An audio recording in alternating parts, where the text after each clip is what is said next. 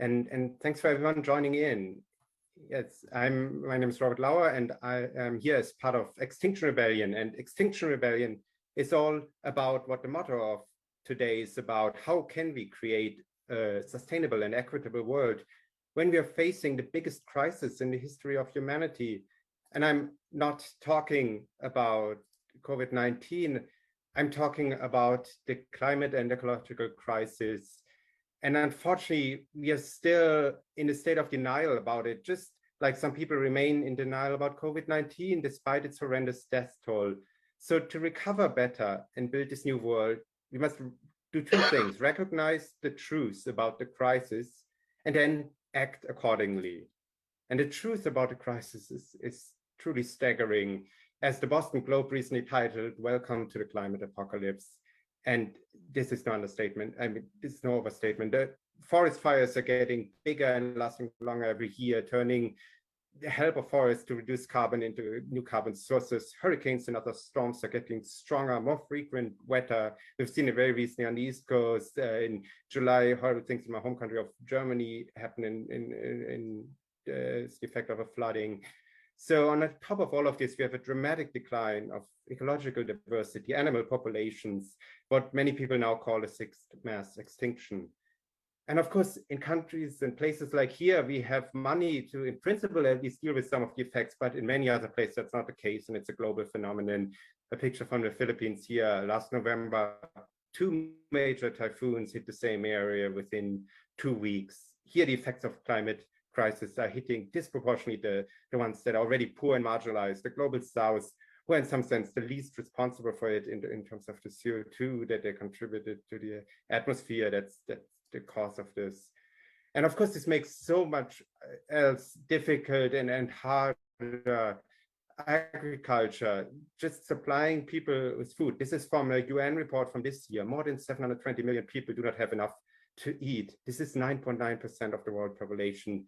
Many calls for this, but certainly the climate destruction will make this number grow further and further. And this, of course, means that these people need to go elsewhere. They need to find food just to survive. And this picture is from Aleppo. The Syrian Crisis is a prime example for this, where conflict turned into a full-scale war, partially triggered by the fact that there was food insecurity. People walked thousands of miles just to get somewhere to survive, caused ripple effects in other places, in other continents, major political upheaval in Europe and elsewhere. And this is only the beginning of the biggest mass migration in history. So this is the problem. Many people have recognized that there is a problem now, but we still are not acting proportionally to it. Antonio Guterres, UN Secretary General, said, "We risk missing the point where we can avoid runaway climate change with disastrous consequences for people and all the natural systems that sustain us." And that's where I hope we all want to step in, and we as Extinction Rebellion want to make these voices heard and just want to amplify this message. We are a nonviolent direct action civil protest organization. We model ourselves on successful protest organizations like the civil rights movements and others of the past. We are everyday citizens. We just have recognized that individual action in face of the climate crisis just won't be enough to stop it at the scale it is. And therefore we must pressure our governments here and internationally to do more and protect us as they've pledged to do. We have condensed this into 4 demands. Tell the truth, declare the emergency now, a national emergency, an international emergency. And then second, act now. Don't make plans for 10, 20 years in the future, but reduce emissions now and go beyond politics, get out of the overarching power of money and politics. And last but not least, make a just transition. Don't just raise prices. Don't burden the poor and neglected even more. This is so important to guarantee peace and to recreate a new world. And we owe so much to other decentralized movements like Black Lives Matter. They have been around for longer, but have become even more important as of last year, have led to concrete policy changes, also here in Boston, police oversight, etc.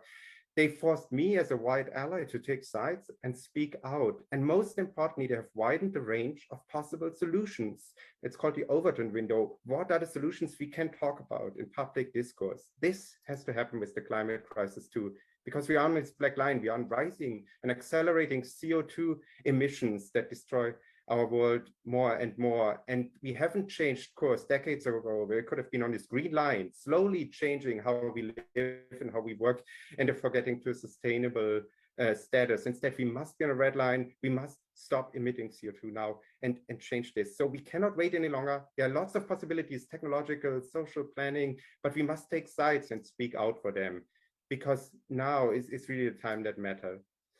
And we do this as Extinction Rebellion with actions where we hope to break into the news cycle, like this one, dropping his banner over the Citgo sign, and many others, go out on the streets.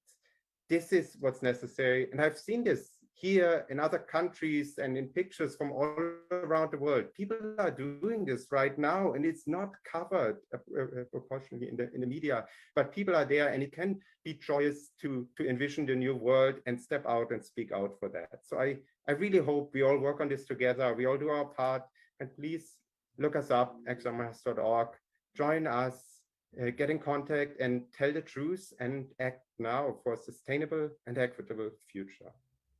Thank you.